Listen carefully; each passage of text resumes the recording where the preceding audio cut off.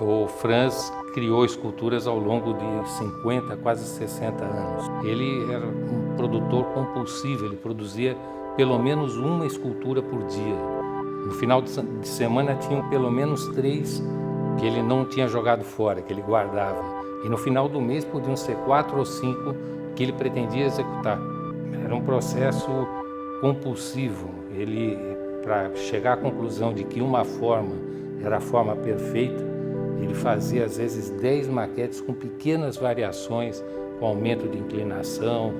A partir daí a gente ia para uma fábrica, na fábrica se fazia uma maquete daquele maior tamanho, 3 vezes, 4 vezes, em metal, e essa maquete ia sofrendo modificações, praticamente a cada semana a gente voltava para modificar alguma coisa, aumentar um comprimento, diminuir, trocar a cor, até que se chegava no fim do mês tinha uma maquete pronta para ser executada.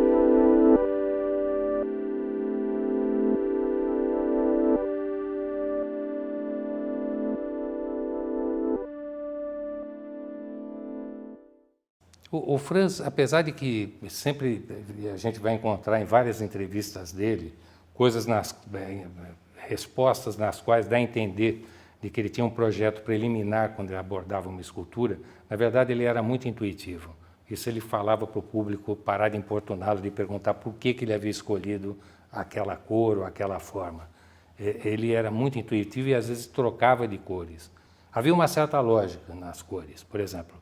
As peças estreitas, finas, quase sempre eram amarelas, porque era expansivo e permitia que ela reagisse à luz, principalmente à luz solar, e se visse a peça de longe. As peças que tinham um desenho geométrico quase que de papel eram pretas, porque a gente via o contraste do preto e branco.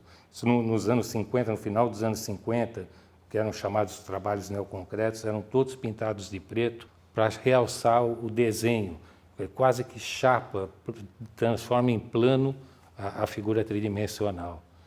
E, por exemplo, o vermelho era uma cor para chamar, olhem, estou aqui no meio dessa praça, prestem atenção em mim e tal.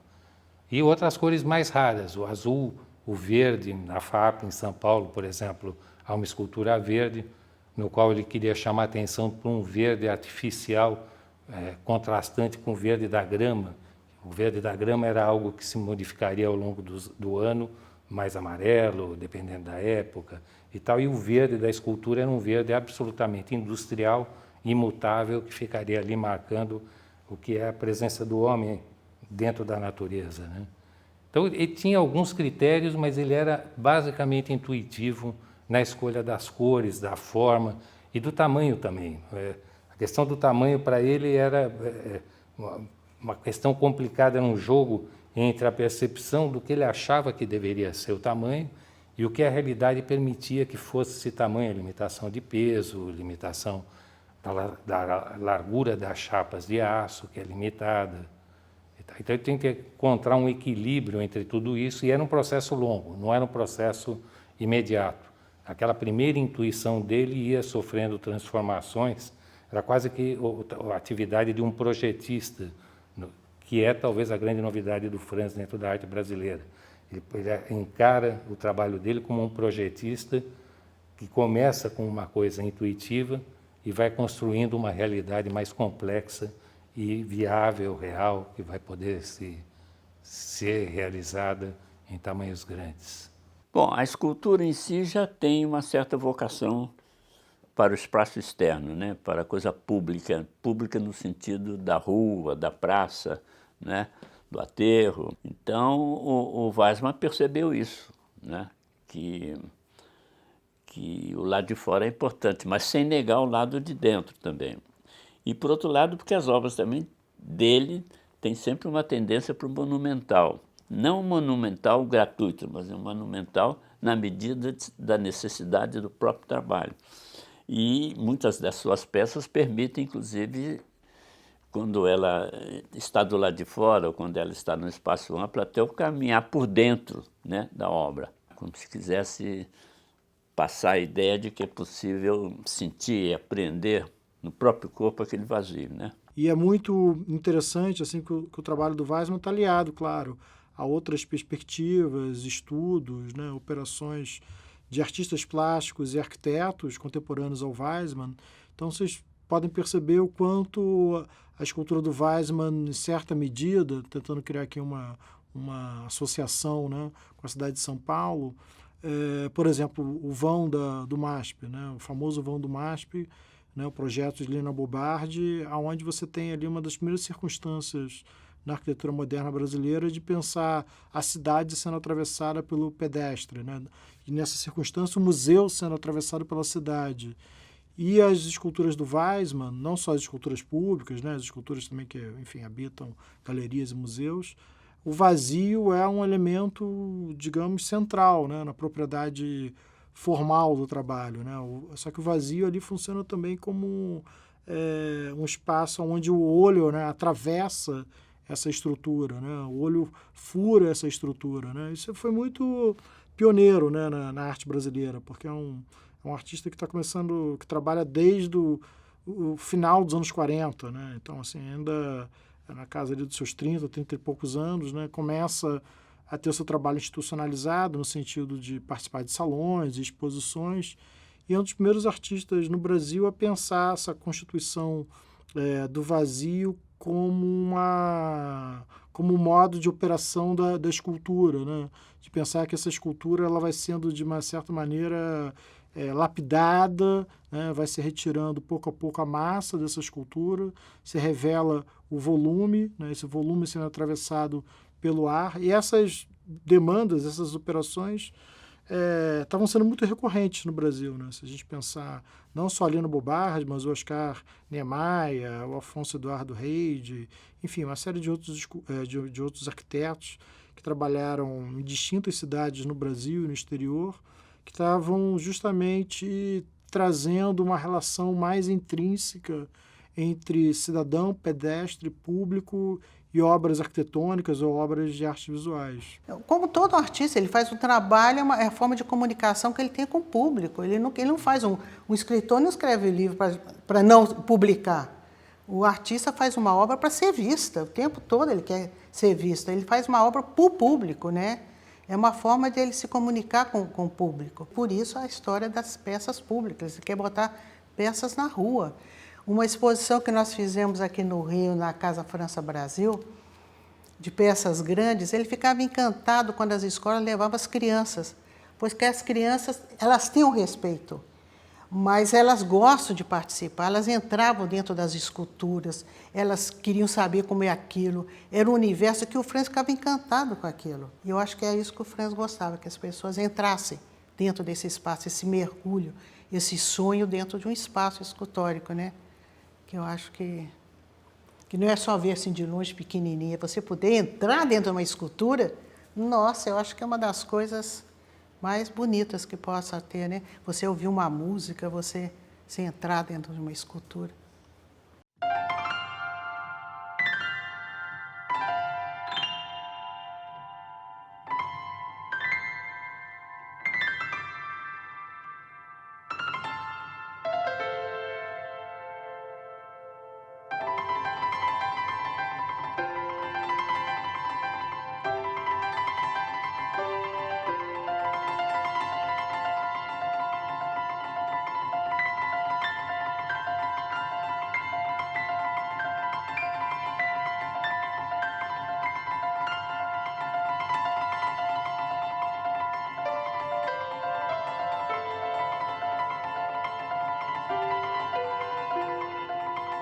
Para se pensar o Weissmann enquanto pintor, acho que a gente pode partir de duas circunstâncias.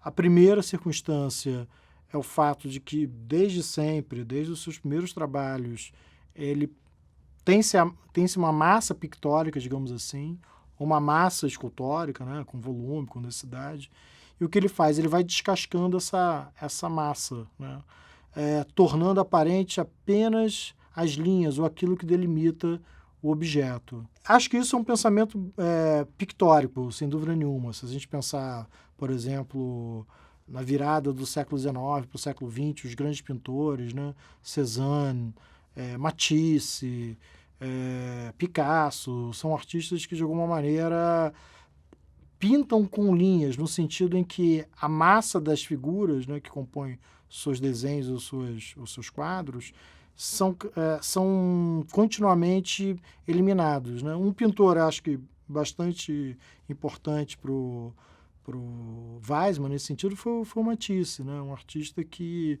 de uma certa maneira, ele tornava leve, né, aquilo que exibia, né? As figuras, né, no plano, nas pinturas do Matisse, elas praticamente não têm peso, né? E em muitos casos a gente vai perceber isso no trabalho pictórico do Weismann, né? Essa aparição da leveza, essa aparição de uma sobriedade, essa aparição de linhas delicadas, de gestos precisos, mas ao mesmo tempo suaves, né? Essa circunstância, portanto, ela vai transbordar para as esculturas, né? Repito, assim, por mais que a gente perceba o peso dessas esculturas, o que vai importar para ele é a leveza delas.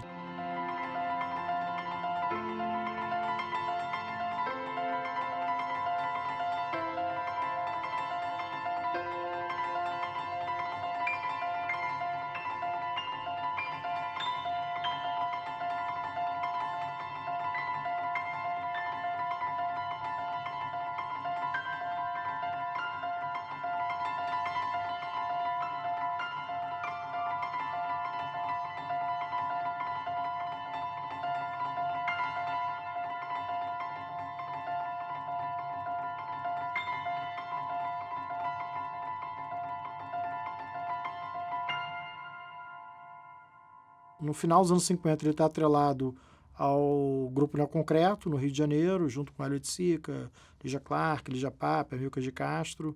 Esse é um grupo que tem suas devidas especificidades e diferenças, né? Não um grupo em uníssono, né? Porque cada um, a partir do momento, elabora distintas questões formais e conceituais e estéticas. Isso dura ali até 61, mas antes ele recebe um prêmio de viagem num salão que ele participa no Rio de Janeiro, e esse prêmio de viagem faz com que o Weismann chegue ao Japão e à Índia, né? E ali eu acho que foi um ponto também de virada no trabalho dele, porque ele passa a ter contato não só com uma produção artística que possivelmente ele nunca viu, ou viu muito pouco até então, passa a ter contato com a filosofia zen budista, que não é algo que o persegue ao longo da vida dele, mas que, devido a registros históricos, eu suponho que o influenciou naquele momento. E logo depois da viagem, ainda no início dos anos 60, ele segue para Paris e depois Espanha, onde ele mora durante alguns anos. Eu acho que há uma relação do Weismann, das coisas que ele faz, com o local onde ele está. Então, por exemplo, o Brasil continua sendo, talvez hoje pior, meio desorganizado, que as coisas estão sempre fora do lugar, quer dizer, as coisas às vezes não funcionam, etc. E de alguma maneira, essa sensação, esse sentimento, não sei se intelectualmente ou se era emocionalmente, mas a obra dele é como se fosse uma tentativa, então, de dar uma ordem a esse espaço, a esse país desorganizado, tá entendendo? Quer dizer, em que as coisas todas estão interligadas, quer dizer, essas sucessivas dobras, ou essas entradas e saídas, tá entendendo? Tem um sentido de organização. Mas já então na Espanha, e talvez também como um reflexo dessa viagem ao Oriente, ele iniciou uma série de desenhos fantásticos, tá entendendo? Tudo a partir de uma linha que vai se enroscando, que vai cobrindo a área, etc. Até você não ter mais uma visão do branco do papel. Quer dizer, e essa linha e essa quantidade de tracejar em cima quase que dá um sentido assim, palpável à coisa. E depois ele foi mais à frente, porque ele começou a usar umas placas metálicas, né, e bater nessas placas. Ele usava uma luva de boxe, tá entendendo? E um soquete para bater o tempo todo nessas placas. Depois, às vezes, a própria mão soco, tá entendendo? Que foi uma fase assim, quer dizer, exatamente no caso da Europa, já são espaços mais ou menos organizados, então ele queria desorganizar esse conflito, né? Quer dizer, tentar entender fazendo uma coisa contrária e tal. E, por outro lado, evidencia, de certa maneira, o que o Weismann sempre explorou, que é revelar o oculto, né? Revelar o vazio, no caso dos amassados, também revelar essa parte oculta, aquilo que não é exibido, né? Aquilo que de alguma forma está ali periférico, né? Então ele rasga esse material industrial, duro, rígido, torce, né? E revela uma certa leveza e singeleza nessa operação, que é algo que vai percorrer todo o trabalho dele, né? As esculturas que pesam centenas de quilos ou que são toneladas, né? Que são suportadas por poucos pontos de fixação. Nesse quesito, o Weismann também torce o material, né? Ele cria uma especificidade muito própria, né? para esse material industrial, né? Torna ele leve, torna ele quase como um sobrevoo no espaço, né?